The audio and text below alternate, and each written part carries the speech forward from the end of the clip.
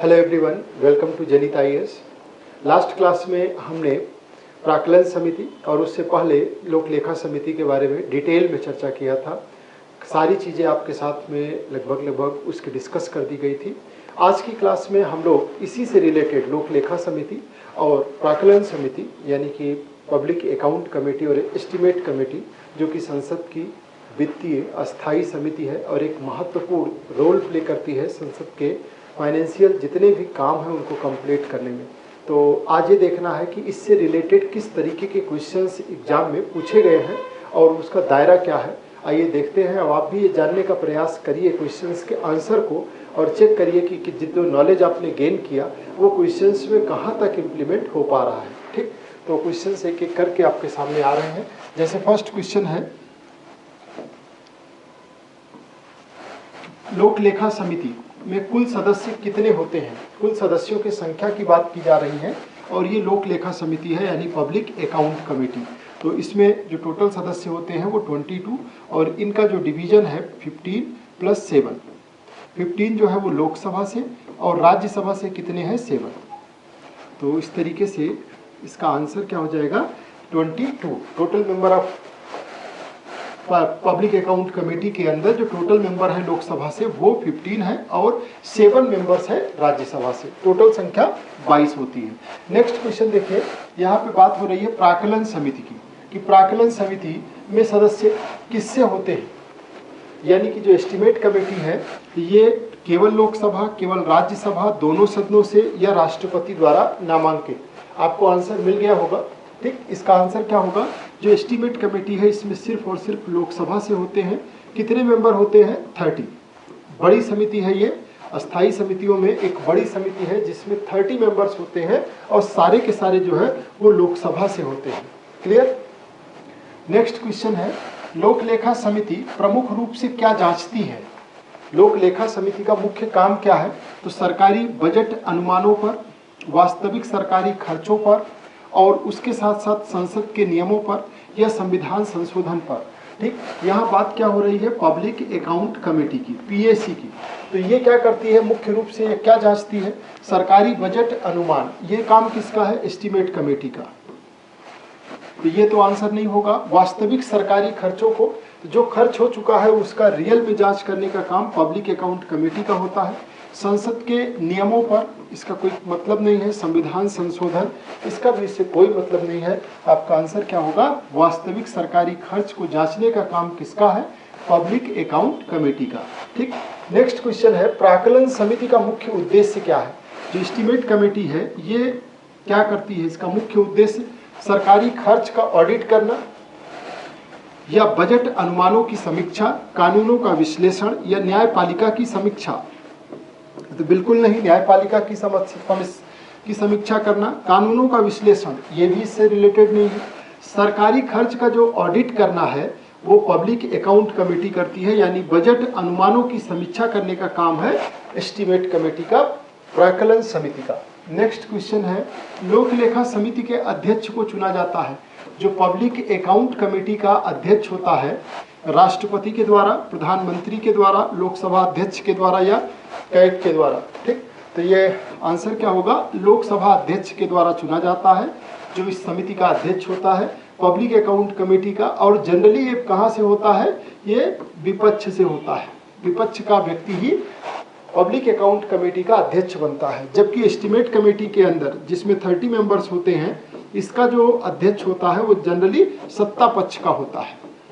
जो सत्ता पक्ष है उससे इसमें लिया जाता है। एक्चुअली ये बजट अनुमानों से जुड़ी हुई कमेटी है और इसमें लोकसभा की पावर और सरकार की भूमिका मुख्य रूप से होती है।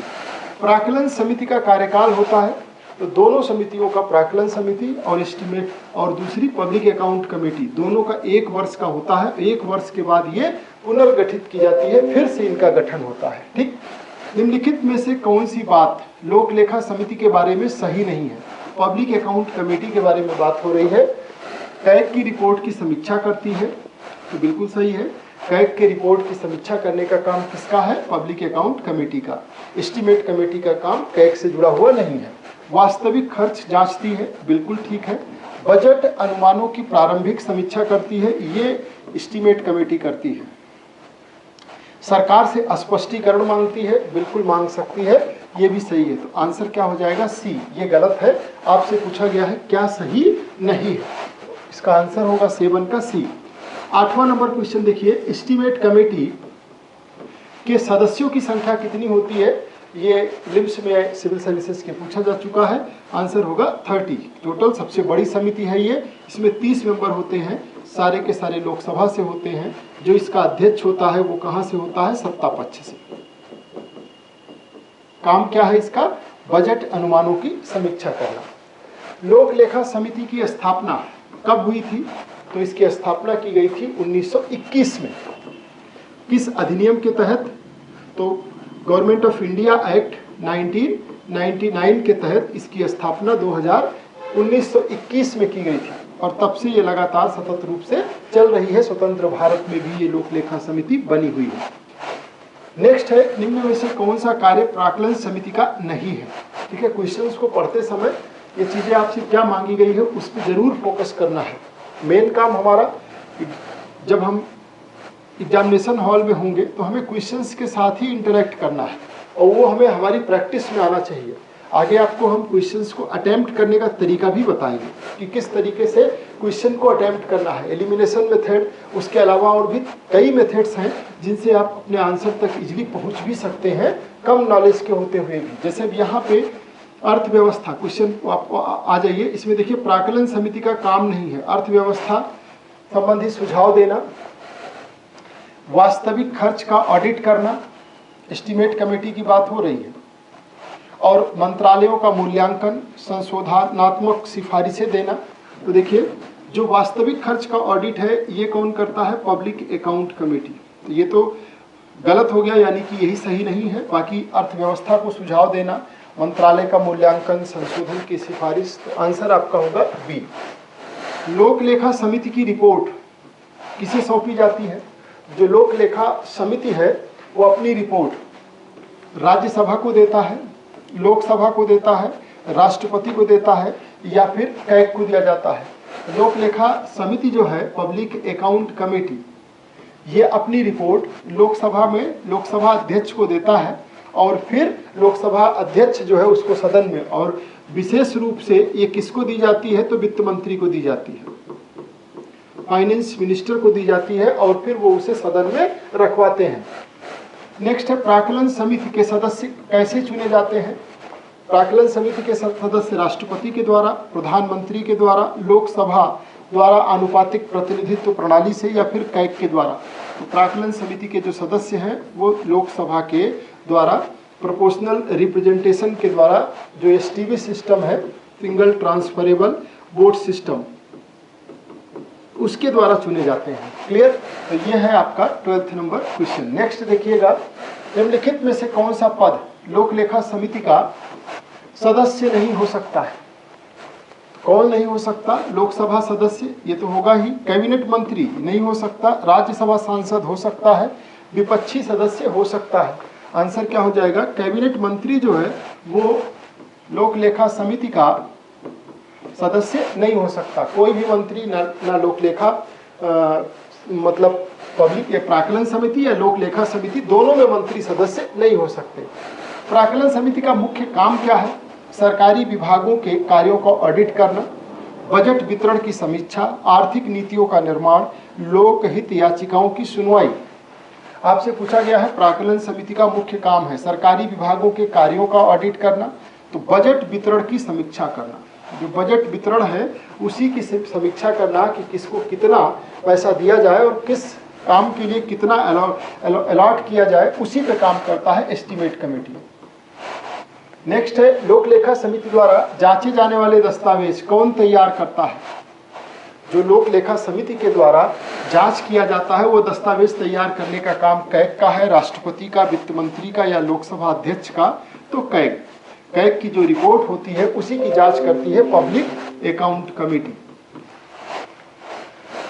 प्राक्कलन समिति का गठन संविधान के किस भाग में स्पष्ट रूप से उल्लिखित है? कहां से? संविधान में 105, 118, 320 कहीं नहीं। तो देखिए संविधान में इस समिति का कहीं जिक्र नहीं किया गया है। ये नियम विनियम के थ्रू चल रही संस्था और व्यवस्था है जिसका संविधान में कहीं जिक्र नहीं है। प्राक्कलन समिति या आपका लोक लेखा समिति, इनका जिक्र जो है संविधान में नहीं किया गया। 17 नंबर क्वेश्चन है कि लोक लेखा समिति का अध्यक्ष परंपरागत रूप से किस पार्टी से चुना जाता है। जो लोक लेखा समिति का अध्यक्ष है वो किस पार्टी से, तो लोक लेखा समिति, और ये सत्तारूढ़ पार्टी से होता है, विपक्ष से होता है, या फिर अदर ऑप्शंस दिए गए हैं। ये आपको क्लियर है कि ये विपक्ष से होता है और एस्टीमेट कमेटी का सत्ता पक्ष से होता है। प्राक्कलन समिति का कार्यकाल कब समाप्त हो जाता है? लोकसभा के अंत में, 6 महीने में, 1 वर्ष में, संसद के हल होने पे। आंसर क्या होगा? 1 वर्ष में। 1 वर्ष का कार्यकाल होता है और 1 वर्ष के कार्यकाल के बाद ये समाप्त हो जाती है। नेक्स्ट क्वेश्चन है, लोक लेखा समिति का सबसे प्रमुख दस्तावेज कौन सा है? बजट भाषण, CAG report, NITI Aayog report, या फिर वित्त अध्यादेश। लोक लेखा समिति का सबसे प्रमुख दस्तावेज होता है कैग की रिपोर्ट, और ये कैग की रिपोर्ट की ही जांच करके और उसको फिर सदन में प्रस्तुत करते हैं। क्या प्राक्कलन समिति रिपोर्ट संसद के बजट को बाध्य करती है? इंपॉर्टेंट क्वेश्चन है। यहाँ सब आपको अपने कॉन्सेप्ट को क्लियर करना है। बारीक बारीक छोटी छोटी बातें हैं, लेकिन वो एग्जाम में आपकी पेन को रोक देती है। तो देखिए, मैंने आपको बताया है क्लास में कि जो लोक लेखा समिति है या प्राक्कलन समिति है, इसकी रिपोर्ट्स किसी भी रूप में बाध्यकारी नहीं होती हैं। ये केवल सुझाव होती हैं जिसको संसद या सरकार माने या ना माने, लेकिन ये सिर्फ और सिर्फ एक सुझाव के रूप में होती हैं। सुझाव होते हुए भी वो काफी कुछ दबाव बना ले जाती है, लेकिन बाध्यकारी नहीं होती है। तो बाध्य करती हैं? आप कहेंगे बिल्कुल नहीं बाध्य करती। लोक लेखा समिति के राज्यसभा सदस्य क्या मतदान कर सकते हैं? जो लोक लेखा समिति है इसमें 15 और 7, राज्यसभा के मेंबर कितने हैं? 7। तो क्या ये मतदान कर सकते हैं? तो बिल्कुल नहीं कर सकते। ये मतदान नहीं कर सकते। वित्तीय समिति है, इसमें लोकसभा की पावर होती है और ये सिर्फ और सिर्फ उसमें हिस्सा ले सकते हैं, बहस कर सकते हैं, भाग ले सकते हैं। कोई वोट देने का राइट राज्यसभा के सदस्यों को नहीं होता है। ये भी काफी इंपॉर्टेंट है, ध्यान रखिएगा। नेक्स्ट क्वेश्चन है कि निम्न में से कौन सी समिति बजट के अनुमानों की समीक्षा करती है? Public account committee, estimate committee, फिर बिजनेस एडवाइजरी कमेटी या एथिक्स कमेटी।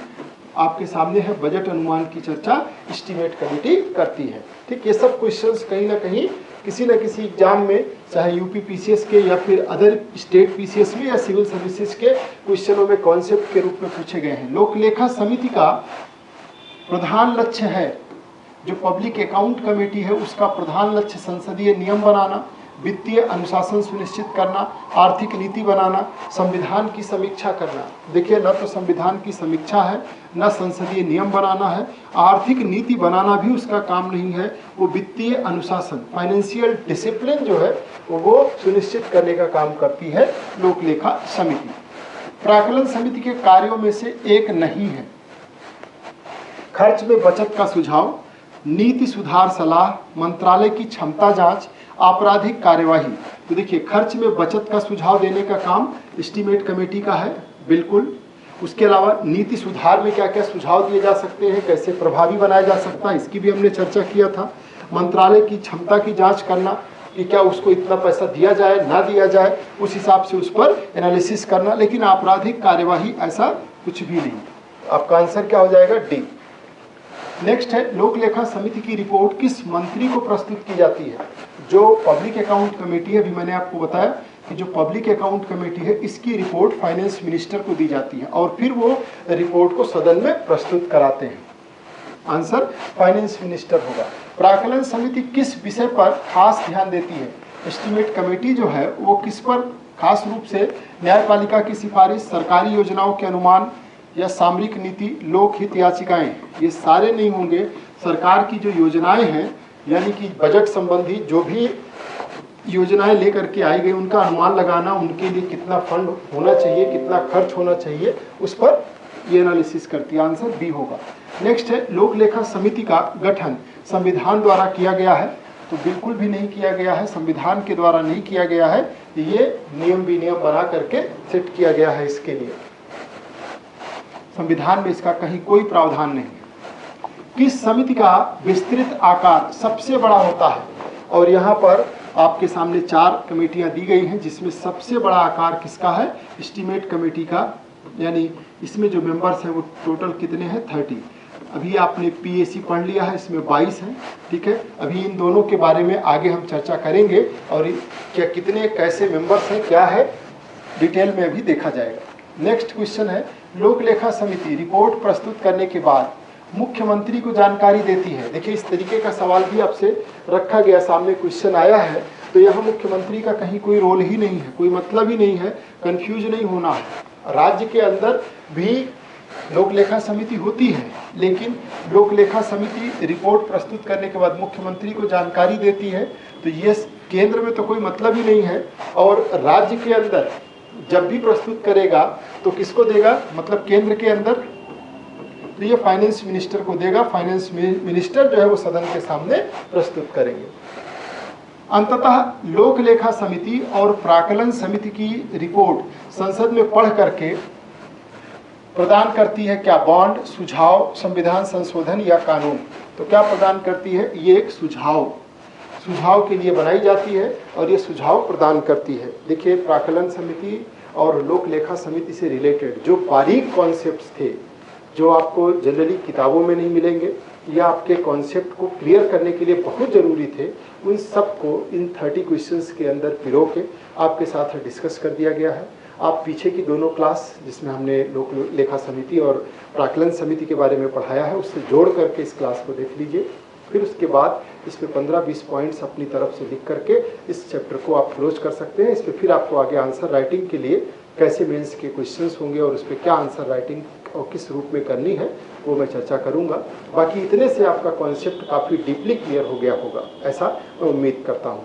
ठीक, तो इसको आगे बढ़ाइए पूरे मन के साथ में, पूरे धैर्य के साथ में, और जितनी गहराई के साथ अपनी जड़ें आप नीचे की तरफ विस्तृत करते जाएंगे, उतना ही आप मजबूती से, आत्मविश्वास से आगे की तरफ बढ़ेंगे। नेक्स्ट क्लास में हम लोग जो है सार्वजनिक उपक्रम समिति की चर्चा करेंगे और जानेंगे कि वो किस तरीके से और किस उद्देश्य को लेकर के काम करती है। आज की क्लास में इतना ही, धन्यवाद।